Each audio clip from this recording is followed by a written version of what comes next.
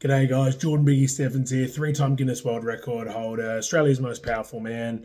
Um, Coming in with another list actually. I did one recently of my favourite strongman of all time. I did a Mount Rushmore and got a few funny messages back going, mate, you're not even American, what are you doing Mount Rushmore for? And I'm like, well, from Australia, we don't really have a mountain with big faces on it. So thought I'd do something a little bit different with these lists going forward because I did bring up about my top, favourite circus strongmen. So I do like a video on each one of them because I feel like they deserve quite a long spoken, well, not too long spoken, but a bit more emphasis put onto it because that's kind of been the renaissance of my career of stepping away from being a professional strongman into being a circus strongman. So I guess it's one of those things where I love circus strongman. I love the idea of it, the beginning of strongman or the early stages of strongman as we know it now. And I'm going to go through some guys and girls who I think are just absolutely amazing in the circus strongman world in the early 1900s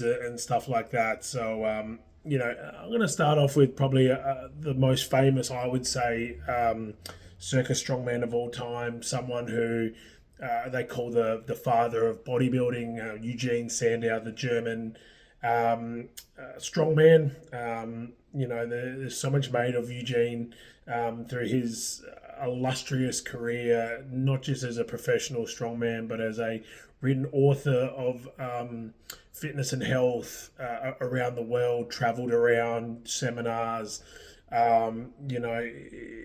just crazy of his time, just the most well-known strongman in history, but also, like I said, the father of bodybuilding. And he sold out Royal Albert Hall in the UK.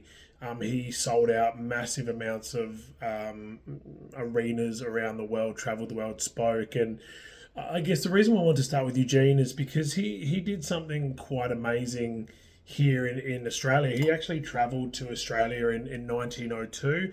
I'll just look over at my laptop over here, and there's actually a photo of him here in Australia, and I'm going to chuck it up in this. And he came to Australia in 1902 and did a talk at the Tivoli Theatre here in Adelaide, and went down to the Boys Institute and did some training down there on his fitness regime routine that he was making very famous, his book. And he came down here and did that, and there's some amazing photos, and I'll chuck them up at the end of this video. But he obviously came to Australia and did something quite amazing with that. And it's something that really reaches home to myself, is that was probably the first time and first time really we've had someone of his level in Adelaide and South Australia, till probably Dean Lucan in 1980s, having someone so well renowned.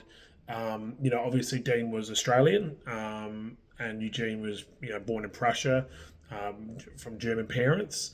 He was an unbelievable person to have come to Australia and promote his book and his style. So, that's really in Australia, especially in South Australia, basically where a lot of these things started. And really cool to see those photos and, to have that history still there. And, he just did some of the most amazing feats of strength, the backflip with the dumbbells in each hand, the physique that he had, the body that he had like that initial Greek god look to him. Obviously, the Eugen Sandow trophy is the Mr. Olympia trophy, which is just so well renowned, so well known, that he is sort of looked at in such a way that it's been, made into history.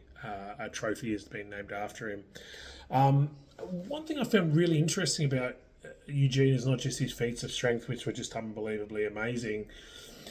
If you look online and you look around and you talk to people, he had a massive influence on things we know today: yoga, Pilates style training and stuff like that. So he went to India in the early 1900s as well, and again was a bit of a cult hero to the people there. And just, the way he did things and the way he was with his books and all that type of stuff. But he had a massive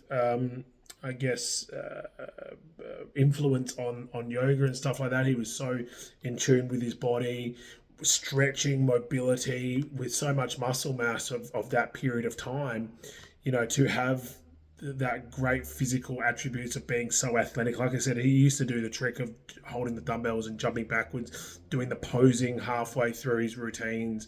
These are just things that a lot of the strongmen back then just couldn't do. Too big, too muscular, too heavy, or they just didn't have that skill level to be able to do stuff like that. So for Eugene to be able to be such a influence on something these days that we is so ingrained in our society, is crazy to think that this was something back in the early 1900s that was so really just, I guess, the beginning of stuff like that.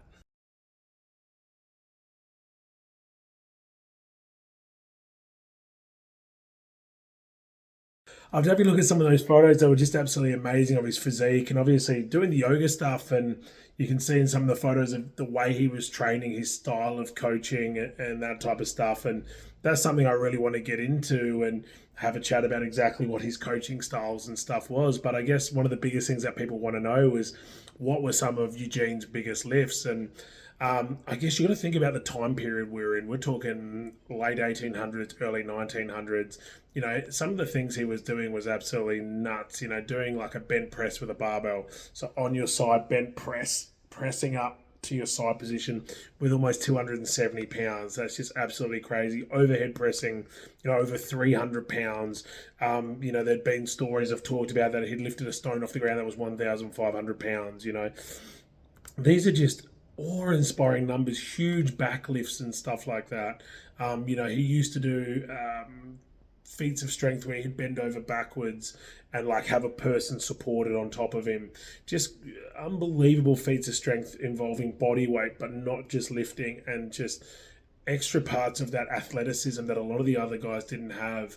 And a lot of that came from the way his training was, and the way he worked through that type of style of training, because a lot of these other guys at that period of time didn't really quite have training routines or programming or anything like that. But Eugene, obviously, through his many years of studying and traveling, very well spoken, very knowledgeable, had written books on it and stuff like that. So he had a really interesting way of coaching and training himself, and very specifically on that body feel and touch, and also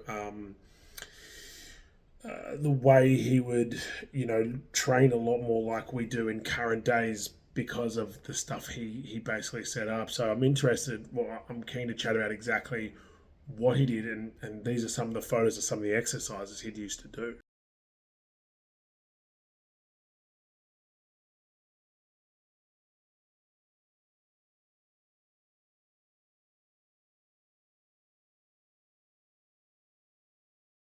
So you can see some of the exercises in the photos that I just put up. You can see, the bicep curls, the reverse ones, the horizontal ones that we all do today in your cable crossovers and stuff like that. The single arm dumbbell presses, the side raises, the lat raises, things like lateral, like lunge, press forwards, like punching lunges.